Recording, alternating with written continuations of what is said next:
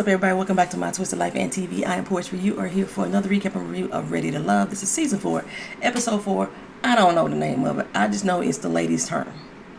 The tables have turned. It's time for the ladies to dig a little deeper into who these men are, to their lives, get to know them. What I've learned so far is that we are definitely not living together this time around. All the singles are going back to their respective homes like they did in previous seasons. And Tommy wants these women to snoop into the lives of these men this week. Go visit their homes. Investigate. Get your Inspector Gadget on. Now, most of these men had children, I thought, that lived in the home. So I hope they're not involving the children this soon.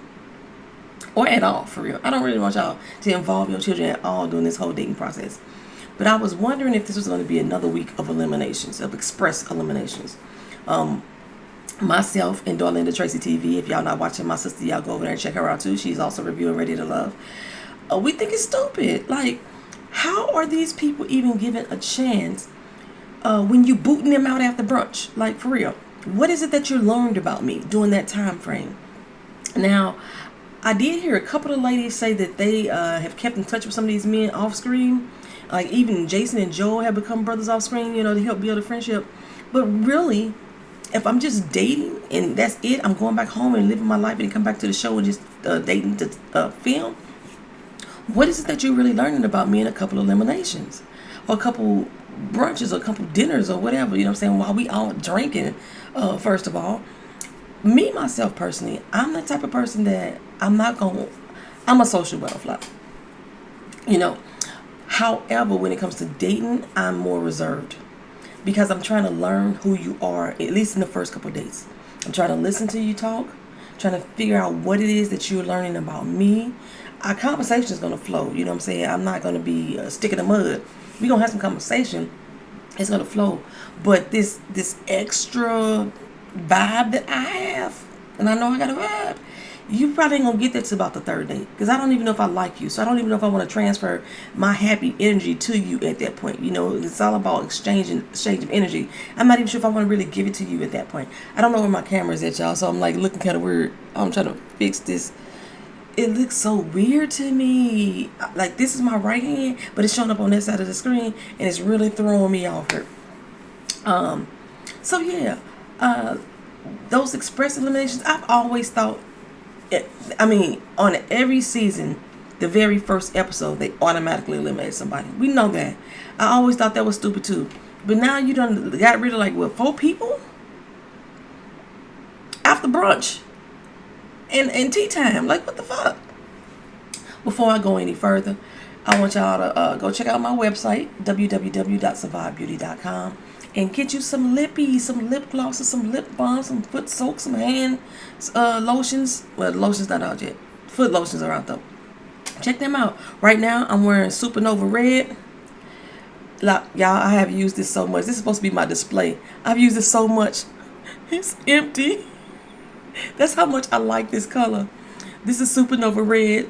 SurviveBeauty.com, www.SIVADBEAUTY. You can get this as a collection. I call it the Galaxy Collection, which is Supernova. Then you have the Nebula, and you have Milky Way. If you know anything about space, you know why those are named this way. So you can get them as a set. This one is really pigmented, as you can see on my lips. Baby, this is lip gloss, pigmented lip gloss. You ain't got to get you some lipstick to get this color. Okay, and then Nebula gives you like a nice little purplish tint, and then Milky Way Blue, baby, you gotta be bold and true to word. It's Milky Way Blue, baby. It's beautiful on my lips though. Beautiful. $19.99 for all 3. If you buy all 3, look for the Galaxy Collection. But if you want to just buy them individually, Supernova, Nebula, I'm trying to find the camera, and Milky Way. There you go, loves. There you go. That's my PSA for the channel today. Oh, no, it's not. Also, I have my honey butter is on sale on the site right now. $7.49. Get your lip gloss popping. Okay. Love me some honey butter. Highly moisturizing. All my lip glosses moisturize the lips, baby. I'm keep looking down. I want to look up.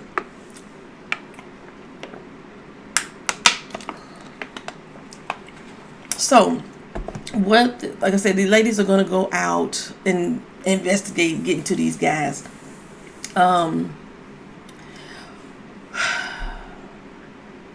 Stacy, I think, is the only one who wasn't like building bonds, at least with the women off screen. She said in this episode that she hadn't seen or talked to the ladies all week long, and she was really looking forward to it. I honestly sense that these women don't vibe with each other for real. I get a air of tension already in the room when they gather together. You know, they on camera like, hey girl, oh that's cute. I like that look. I like that purple. I like that hair. But it seemed fake to me. I don't know what it is. It's not coming off genuine. It's like they putting on for the show to try to show that they have some unity there. But I don't think they vibe with each other for real. Hopefully I'm wrong. Dolinda Tracy TV also mentioned that in her review last week that I watched, something that I was also wondering too. Where the heck is Tommy's wife? I thought Jackie was going to be a part of the show. Now, the casting special that they aired that Jackie was on, they actually produced that after the show films. So I was wondering if she's now, or it seems that she's only was going to be there for that. I kind of wish she was here throughout the show. I thought it would have been a good idea to have her and Tommy rotate their time with the men and the women collectively. I wonder how free the brothers would be communicating with her. Would they be willing to seek expertise from a woman's point of view from her, take advice? You know, it would have been good to see a different dynamic. Because Tommy, he switches up when he talks to these people. When he goes in there and talks to the men, he hey, what up, dog? You know, come on through. Yada, yada, yada. But when he goes into the women, he like, don't I look good? Like he wants them to stroke his freaking ego. So he comes in with a different vibe and a different energy. And he wants the women to give them the tea. And then the dudes, he want to chop it up. But at the same time, he's not really giving out advice that we've seen to the men. Unless somebody does something that he knows the audience of us as viewers will probably be looking sideways at, then he'd be like, dog, the same thing that he did with Troy. Come on, dog. All the women may not want that. Let's talk about why that's fucking inappropriate, Tommy. You know what I'm saying? Kissing up on all these motherfuckers, kissing up on these people, period. In this age of Me Too. Come on, bruh. Let's have some common sense. A lot of people may not, because Troy said something in this episode, I ain't see none of them flinch. That don't mean nothing. They may be flinching inside. The uncomfortability, I frowned up every time. But you don't see that. Because you don't even see it as a problem, Troy. But let's move on. First up, going on the dates is Vernisha. She goes to Joe's house. Vernisha's outfit was killing me. I like to let the tatas free. The tatas are free right now. Her tatas was free and headlights was on and popping, baby. It was like, bing! Vernisha walked through the door. Like, I don't know if Joel had the air conditioner on super high.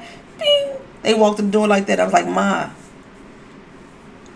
Ma, calm down. You know, something like that. I didn't like that outfit at all. It accentuated her waistline because she had a crop top, so of course it made her waistline look more curvature, and she already got a big ass. So yeah, but I didn't like it. Her sideburns, she had like, speaking of sideburns, my eyebrows look like they growing sideburns. Y'all, I have not shaved or waxed my eyebrows in 2 years now, so I'm really now starting to see the hair pop back in where, you know. Anywho, but her sideburns was giving me problems. They were stressing me. They were stressing my life. It was like she had a whole ponytail. She could make a ponytail with her fucking sideburns on the side. Other than that, Vernisha is a beautiful, beautiful sister. Like I said, I don't like them super spider long ass eyelashes y'all sisters be rocking these days. However, for some reason they look cute on her to me. But based off of their conversation, Vernisha is already feeling him. Joel is definitely feeling Vernisha. Like I said, his top 3 is Vernisha. That's all he got his eyes on at this point. And I think she likes that Joel is only centered on her for real. Based off of their conversation, Vernisha already got the blended family ready to go on the Christmas card, baby. You know, she's like all in. She sees no red flags with him. However, poetry does. I see red flags with the relationship. I think that she's going to be a bit too serious for him, because she is like desperately seeking Susan at this point, or desperately seeking a man at this point. I'm trying to get my words right. Like, I don't want to use the wrong choice of words. Okay, like, he said he was feeling her, you know what I'm saying? And she came back, well, it's just a little bit too early, but I do think we have a connection. So he went on a little subtle flirtation mode, like, oh, we got a connection. You know what I'm saying? He threw in a little New Orleans drawl and everything. We got a connection. And she was like, you don't think we do? Boo, he playing with you. He flirting with you. Like, you took too serious. You kind of got a little bit defensive in a way. This camera's just throwing me. I'm trying to move the screen so I can look right. I'm looking like crazy. Maybe more this way. That ain't right either. Maybe I need to be more this way. Fuck, I don't know. Yeah, something like that. Okay, anywho. That was the moment, though, Vernisha, for you to either stroke his ego a little bit. You know what I'm saying? So ego stroking is not all bad. Stroke his ego just a little bit and be like, and when he said, so we got a connection, you know what I'm saying? You respond back with like a cute joke and be like, you kind of cute, something like that, or joke back with him and be like, well, not a connection, but you all right to look at if I got to look at you, something like that, just to let him know that you flirtatious and playing with him too. Something silly and playful, but you came off a tad bit defensive to me just with that statement. I don't know if I was the only one that picked it up. With her, you could tell that trust is not going to come easy. She done been through some shit. She done waited 9 years before getting back into another relationship. Trust is going to come hard for Vernisha. Later on in the episode, they was complaining to David that he's bringing his past into the future. Trust me, a lot of these women are doing the same damn thing. It's just not as obvious. David is just upfront with it, but a lot of the women are doing the same thing. Vernisha being one of them. She's going to have a lot of trust issues with a lot of people, especially with Joel, because she's already feeling him. And if he go blink at another person, she going to feel some kind of way. She going to feel like he can't be trusted. Okay? That's what I'm sensing here. So, we move on over to Alexis Fly Jones. She came through with that dress that Ida wore last episode. I was like, hey, wasn't it the same dress? I hate those pre-cupped type of style dresses, y'all. Those cups ain't made for everybody's titties. They not. The cup be up here, my titty hanging all the way down here. I hate those pre-cupped dresses. And they be cute sometimes. I don't like that dress. I hate that dress though. The one, I swear that's the same one that Ida had on. Maybe Ida had a different color on, but it was the exact same style of dress, and Ida's titties was too big for the cups. Anywho, Alexis is not going to Troy's house. They're going to go on actual dates. Alexis says she's been peeping Troy, but she also been peeping his game. Because that's basically what their brother been doing. He been bringing game. He been playing games. And even though she like him, which I don't understand why, I don't understand why she like him, he got one of her eyebrows raised with concern, right? And I already been kissing my teeth at him. Back to her. Y'all, let's join hands. Let's collectively join hands and thank the Lord that Alexis stepped away from the S-curl juice that she was dousing her unit with, right? And she let it fluff. Just a little bit. Just a little bit. A lot of people I keep seeing in the comment section, I keep asking why she named Fly. Because she ain't nothing fly about her. Some people was attributing to the word fly to her looks.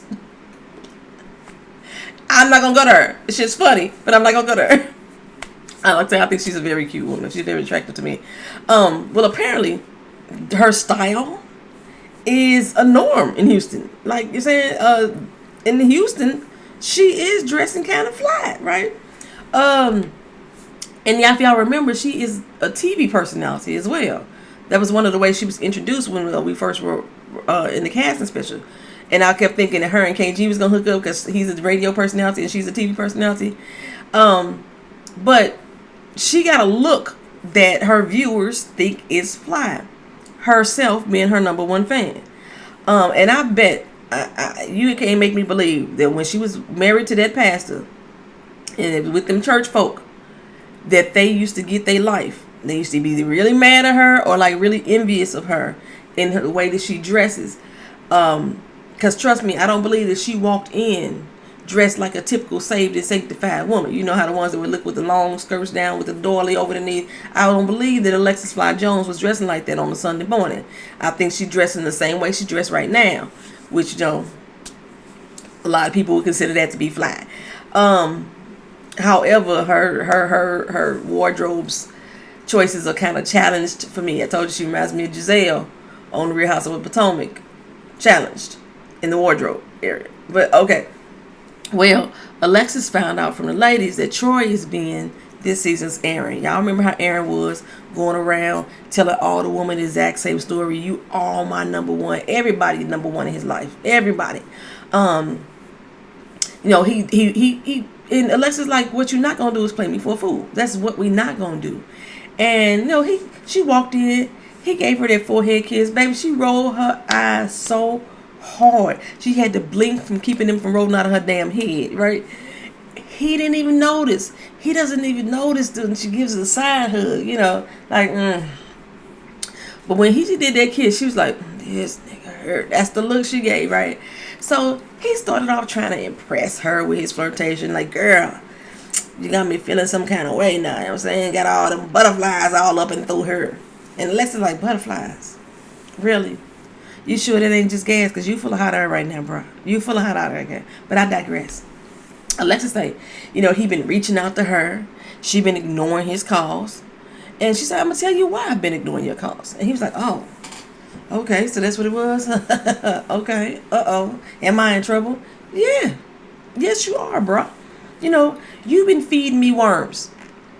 You've been feeding me the same words you've been feeding my other sisters. He like, chirp, chirp, look, birdie, take this here, take this here.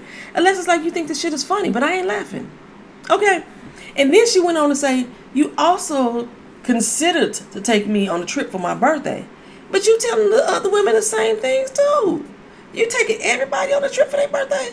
It was just a consideration. Bruh. Okay.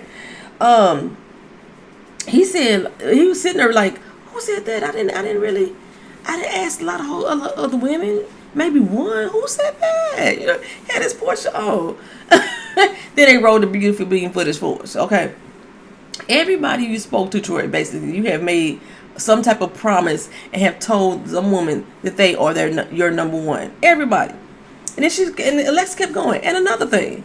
He said, damn, another thing. Like, he was tired of her by the end. He was like, he felt like he was really being chastised. He's on the defensive now. He like, this little bird really trying to scold me. And I was like, I'm with Alexis for real. I know we on a dating show, and I'm always saying, we dating. I know we on a dating show. But the fact that you are going around duplicating the conversations to me that you're saying to other women, that lets me know you ain't being real about this thing, sir. And the kiss thing, it's so fake. That mug said, I didn't kiss you when you walked in. She's like, you kissed me right when I walked in. No, that wasn't me. I didn't do that. Dude, that was the first thing I noticed, is that you kissed her, because I noticed her reaction. You know what I'm saying? You kissed her. He's like, okay, here's the thing about me. That ain't me. Let's say that ain't you.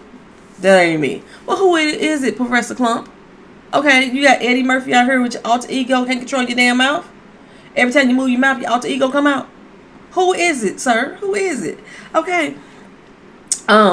Now, he telling her that ain't him. But then in the confessionals, he like, you know, I knew I was in trouble when a woman posts up like that. You know what I'm saying? But not now one of them flinched. And that's what I'm saying, dude. He probably a sexual harasser at work. And he thinking because the woman ain't said nothing, they like his doggone advances. So there's that. They ain't flint, so he fine, right? Now, Tommy had already told your dumb ass, stop kissing on all these doggone women. Alexis sitting here saying it, and then you sitting here lying and saying that you ain't doing it. But telling us that's your MO. So, Alexis, like, she cut to the chase. I appreciated her conversation for her. She's straight cutting to the chase. She was like, I know you told me that I was your number one, but you also told all the other 9 women that they were your number one as well. And I know we just starting out, right? We all still trying to date, mix and mingle, but we need to figure this math out. Let me know who really your number one right now. We never got an answer, did we? He was like, 1 +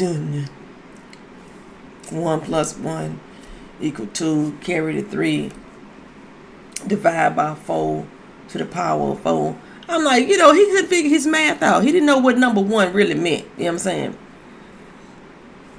Okay, so next we go up to Amber and Chris. They going on a date to a boxing gym. They actually look cute together. They seem to have very good energy together. They shared stories about their siblings. How later on in life is when they met a few of their siblings. Amber's through adoption. Chris, am I calling him Blue this season? We're gonna go ahead and call him Chris. Chris, through the fact that his daddy was a Rolling Stone, he had a whole bunch of babies out there. So he finally got to meet some of his other siblings when he was in his 30s. So they share a common bond like that.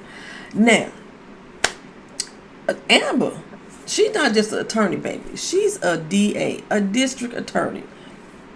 I like the fact that Blue didn't seem threatened. That Blue didn't seem threatened by a woman with status and bank, because Amber damn sure got that. And Amber is secure enough in herself that she's not counting his ducats either. You know what I'm saying? But I just want to pause for a few seconds just to give the chocolate goddess some praise. A damn DA at her age, you better motherfucking go, sis. Go, girl. You know what I'm saying? I love that Chris was encouraging her, and he was taking on the mindset that I'm being blessed by being with you.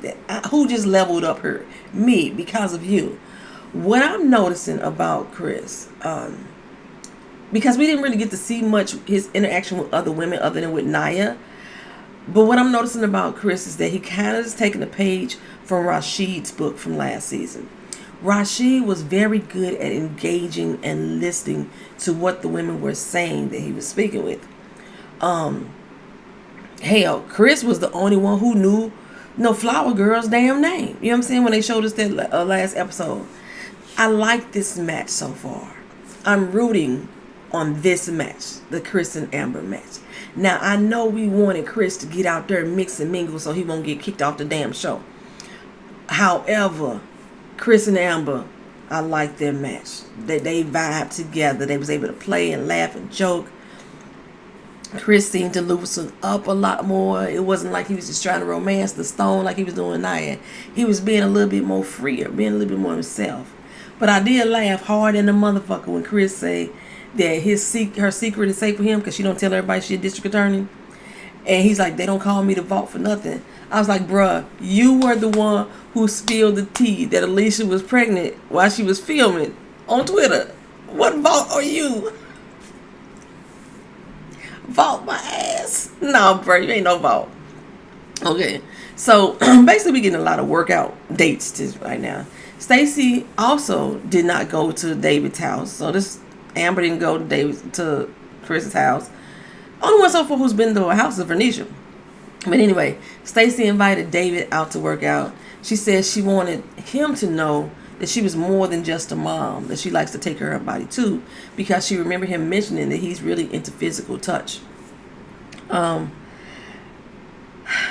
don't know how they equated taking care of your body with physical touch, because you could touch anybody's body. You could touch this fluffiness and get your touch on, you know what I'm saying, and be sensitive and everything. He just go ahead and say that he's into athletic built women. Just put that, okay. But I'm into physical touch. So if you a fat ass, then he won't touch you. If you too skinny, he won't touch you. Is that what I was gathering? I don't know. Anyhow, now Stacy, I told y'all before, she's TikTok famous. So when I first saw her, I was wondering if her being on the show was all about, building up her TikTok image. But I don't know. I kind of think she's one of the more realer women too, as far as how she's presenting herself. Now remember, well, she started off telling David that he was late to the date. And he was like, "Well, how late?" "I'm late." Yeah, she said, "Yeah, you late. Is this how you really want to start your first date off?" And I was like, "Damn, how late was he? You know, I need to know. Was he 5 minutes, 15 minutes, too? What's your idea of late, girl?" Anywho, they not gonna mix to me. They was not gonna mix to me. And after this date, Stacey said the same thing. David wants to be all in her business. He the type of guy that will trip if she not buying pads on the same day each month. That's how I'm reading him. He like, "I know you started on the 13th. It's the 14th. Why you ain't bought no pads yet? What's up with that?" He wants her passcodes. He wants to share her Facebook page. You know, when you see them Facebook couple pages, and then both of them, he wants to do that. He wants to have her introduce herself as Mrs. David so-and-so. And Stacey's like, "I'm not trying to lose myself in a man. Transparency is cool, but my privacy is also warranted and shall be had." David needs a submissive wife that will allow him to be in total control of her actions and not just simply the head of the family. She has to be willing to give all of herself to him and allow him to shape who she is as a woman. That's the type of woman he needs. And they are out there. They are out there. Liz is one of them. Okay. But Stacey, she said it right that I agreed with, that, you know, he heard the word, she said the word privacy. He heard that she was trying to be secretive. I think he's a control freak, and he's going to use the Bible to justify it. That's what I'm getting from David. So, next up, Jason and AJ. They set up dates with Liz and Alexis. So, this is Alexis' second date. Get a little competition between the couples. AJ and Liz seem to be like good friends at this point. They really connect and really vibe with one another. Jason said he's still trying to figure Alexis out, because, you know, he sees her as the mom. He wants to take her out of the mom arena, you know, the mom of one of his students, somebody he could potentially have something meaningful with. What's interesting to me on the last few days that we've seen is these women are supposed to be digging deeper into the men, but it seems like the men are the ones who are digging deeper into them. They are the ones who showing interest and investigating. We learned like what Alexis considers to be her love language, which is time, and I kind of agree with that too. I like that. But we didn't learn anything about Jason in that conversation, except the fact that he can be attentive and that he shows genuine interest in whoever he's trying to get to know. AJ and Liz, although she's vibing with him, she's abstinent, and she wants to know what his take is on sex before marriage. He asked her, "So are you celibate?" And she says, "No, I'm abstinent," right? And I'm one of them people who always thought abstinent and celibacy was the same thing, or I use the words interchangeably. So I had to Google. And abstinent, what they say, is a choice to not have intercourse for a specified amount of time, like a 90-day window or waiting until you get married type thing. That's abstinent. Celibacy is an actual vow or promise to maintain abstinence for an extended period of time, which could be life. So I'm not celibate.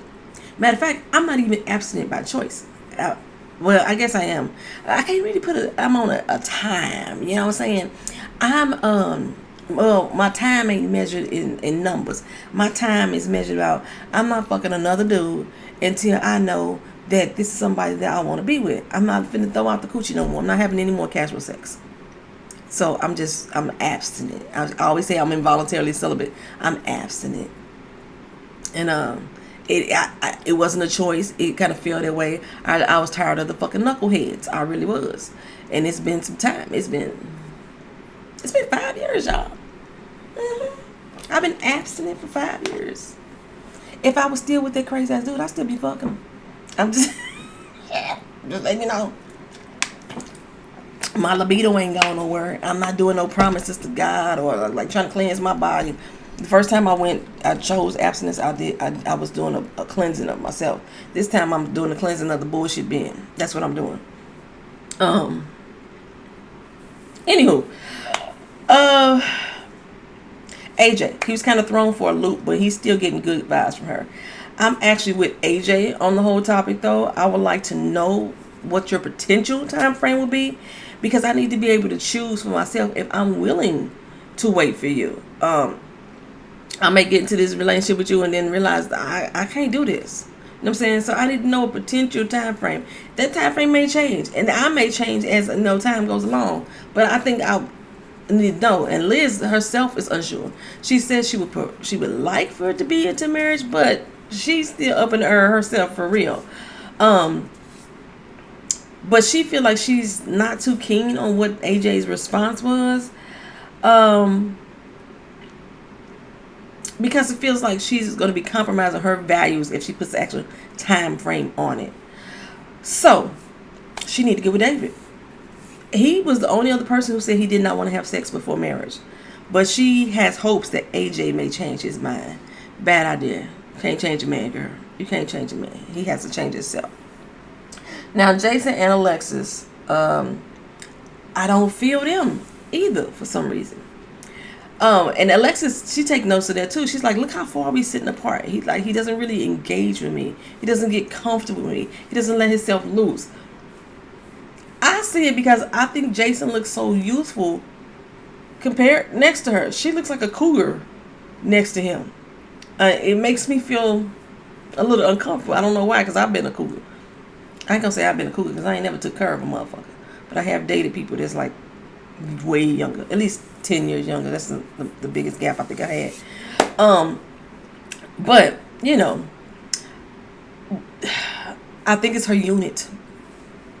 I think it's her unit that gives her the cougarish look, makes her look older than what she really is, y'all. I did like the red color on her and the red lip that she had doing her confessional, but I wasn't too keen on the velveteen fabric, but the color was cute. And speaking of red, why the hell did Alexis bring up her red days? Now, I know she said she wanted Jason to loosen up, but she started talking about her period. I'm so glad they didn't show us that whole conversation. He's probably not at ease with you, girl, because you are one of his students' parents. And he wants to tread carefully. He can't be on TV trying to date this little kid. Mama did some shit go wrong, then they get back to the school playground. And now the kid feels some kind of way about him being his coach. Yeah, you got to tread lightly in those type of relationships. So next up is Flower Girl and Ron. They decided to go out again. They didn't go to a home. And it kind of seemed like we started in the middle of their date. So I was a bit thrown off. Now remember, Ron wants a woman who wants to be taken care of. Barefoot and pregnant at the crib, not working. That's what he wants. Flower Girl seems to say that she wants the same thing. But I was like, nah, girl, I don't believe that. You too free-spirited, I'm feeling. You want a life partner that's going to be out there enjoying life with you. And Ron said, yeah, I do want a fun marriage. But I think Ron wants to be your sole provider, not your soul provider. Your soul provider, your solitary provider in every aspect of your life, not your partner. He wants to be in control of everything. He doesn't want to be a partner. She was slightly thrown off by the fact that he said he'd been to jail when he was 18. Like, oh, really? We didn't get the story about why. It could have been about not paying warrants and got thrown in jail.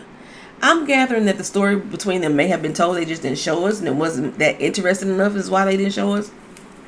Heck, I've been to jail several times. You know what I'm saying? 7, if I'm not mistaken. If you want to know why, heck, I've been to jail, check out my Traveling Talk Tuesday talking about I got locked up, and you'll hear all 7 of the 9 incidents of when I was actually went to jail and got locked up. So yeah, and being locked up in jail doesn't define who I am. Although I do say I'm a thug, because baby, I'm a thug. I do say that. But she still seemed a little bit open to him. Okay, like I say, she must have heard the story and it kind of eased her up somewhat. Next up, Liz go out with David. So now we seeing Liz again on the second date. And she is super excited to be out with him. They had already connected spiritually. Remember, they sang their little gospel song in the beginning. And she does go to his home. He cooked her dinner. I don't know what the heck that was he cooked. Maybe it was some gumbo in a bowl. Because that's all we saw was the little brown things on the table. I don't know what that was. Was that supposed to be bread? I don't know what that was. And there was nothing in the blue bowl at all. There was on the table. Yeah, I'll be looking at the food stuff. There was nothing in that blue bowl. Liz didn't even touch whatever the brown things were or her food. They didn't even ever show her pick up a fork at all. And she got to learn, his journey through growing up in a Christian household and leaving church and finding his way back to the Lord. And then we get to hear a little bit about her 17-year drought. I told y'all, she was not saying that she wasn't getting busy or hooking up with people over these last 17 years. Like I said, with me, I have not hooked up with anybody over the last 5 years. She wasn't saying it. She hasn't had committed relationships in the last 17 years. So the ones that she has had, the other situationships that she has, she ain't counting those. Okay, and I felt the same way about Andrea. That Andrea. I don't know. I live in Florida, so I pronounce everything with Spanish accent. I think Andrea was the same way. She was the other 17-year person, of now being in a relationship. But yeah, she's had hookups, just no true commitment. And so if I do her math, like I said, that means I haven't been in a relationship in 11 years my damn self. Because the guy I was with from 2011 off and on to 2018, we didn't have no commitment. I mean, I was committed to him, but we didn't have no true commitment. I could have went out and dated other people. I didn't want to. But I told y'all about him when I moved to Florida. Y'all can watch that Trump and Talk Tuesday if y'all want to be nosy into my relationship life. Anywho, being that David has been married a couple times before, and he's still very emotional about his parents separating, Liz asked him, was he sure that he's really ready to love right now? And he says it's not that he's scared to do so. He just want to make sure he finds a forever and that they're not going to leave him again. He sounds like he has separation anxiety. And I sense a bit of control freak. I don't know if it's to the point of being an abusive, emotionally abusive person because you're trying to control them so longer. Like his first wife, he said he was really young, dumb. He didn't know what it was to be a married man and to be in a relationship. The second woman just left. She walked out of his life after a year. And to me, it just sounds like he may be an emotionally abusive person because he's trying to control every aspect of her life. Remember the past words and things like that. He's trying to Bible beat her, because he done found his way back to God. So he wants to make sure that you walking in the same light that he walking in. That's what I'm getting for David. I'm not saying that he's physically abusive, but I think that he could be emotionally abusive or emotionally suffocating to someone. And that's just the vibe that I'm picking up from him right now. He gets real emotional. So I wonder what his real story is. I know a few dudes who have been that way. And if the woman try to leave, then he gets all teary-eyed and emotional. Like, Ike. Let's give a celebrity example. Ike Turner. Although he was physically abusive as well. But he was very emotionally abusive. If thinking, she just trying to leave me. You gonna leave me too? You gonna leave me, anime? That's what I'm getting from David. Y'all let me know if y'all feel the same way. Liz finds him endearing. Okay, at this point, we got 20 minutes left in the show. It's a long ass review. Shit, I hope that my review ain't longer than the damn show. And I'm wondering why we have seen Liz twice and Alexis twice, but we ain't seen Tressa, we ain't seen Kyra, not one damn time. Was they gonna jam them in the last 20 minutes? And I was like, I think so. We ain't seen Detrick either. Okay. No, we didn't get to see them at all. Next, we move on to these meetups. We go meet with the ladies for the liberation. We find out who vibe and who. We find out what we already knew. Venetia like Joe. And everybody think Joe got a sexy New Orleans accent. Liz feeling David. We already knew that. Amber vibing with Blue. Flower Girl feeling Ron. She said she wasn't initially not like that, but now she really feeling him. And then Stacy not feeling David. Venetia not feeling AJ. Troy. Venetia not feeling AJ or Troy. Okay. They asked Kyra who she not feeling. It was David. Liz not feeling Troy. Alexis not feeling Troy. Why we didn't get Tressa's opinion on anything in either way. And since 2 people not feeling David, David's in jeopardy. 3 people not feeling Troy, Troy's in jeopardy. Liz, of course, wants to save David because she wants to get a chance to really get to know him. And I was like, Liz, you realize y'all can date after the show. Just because y'all on the show and y'all get eliminated or what have you, y'all can call each other afterwards. You know what I'm saying? If you really feel the connection there. So, Stacy, she goes and talks with Troy. And I was like, please send him off. Please, Lord. Please send him off. I had a feeling it was going to be Troy. Amber and David, they go and sit down and talk. Basically, Troy tells Stacy that's not me. Y'all got it all wrong. I don't know what y'all seeing. I ain't did none of that. And Stacy's like, well, it hasn't happened to me, so I'm not sure. Troy came in the door. He was like, yeah, Stacy is fine. I just ain't had a chance to get down and sit down and talk to her. So he hadn't threw his game on her. So she's oblivious to all the interactions he had with other women. So this was made her a good person to come talk to him, because she can be, not biased about it. But she gives him a chance to tell his side of the story. Stacy, in a nice way, said, dog, you playing games. You playing games, and you being very disingenuous. Amber tells David, you got a lot of baggage, dog. You know what I'm saying? These ladies are not willing to unlock those suitcases. David tells her, I can't erase my past. My past is part of who I am. It shaped me. It's almost as if both of these men weren't listening. Troy hearing, I need to switch my game up because these ladies done figured me out. That's what Troy's response was, basically. And David is saying, you trying to change me. You don't understand who I am. You know what I'm saying? But this is me. You know what I'm saying? You trying to change me. I'm not changing. But Troy got sent home. Thank God. You know what I'm saying? I couldn't deal with him all season. But David, there's something about David, y'all. Something about David. David gonna make man. Something about David that is really throwing me off. That really has my eyebrows like. Something about him, y'all. Y'all let me know what y'all thought about this episode. Whether y'all having these same feelings, vibes from these peoples and couples. I really wanted to see Tressa and Detrick, man, on their date. I really wanted to see it.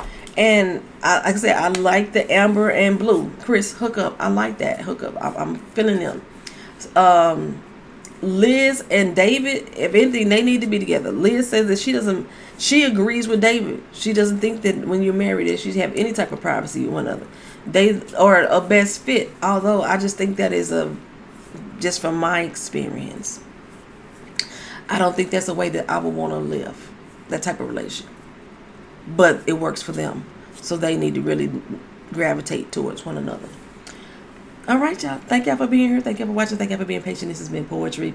Like, comment, share, and subscribe. If you're not already subscribed to the channel, leave your comments down in the comment section. I like to get busy down in there. Talk to you again soon. Peace.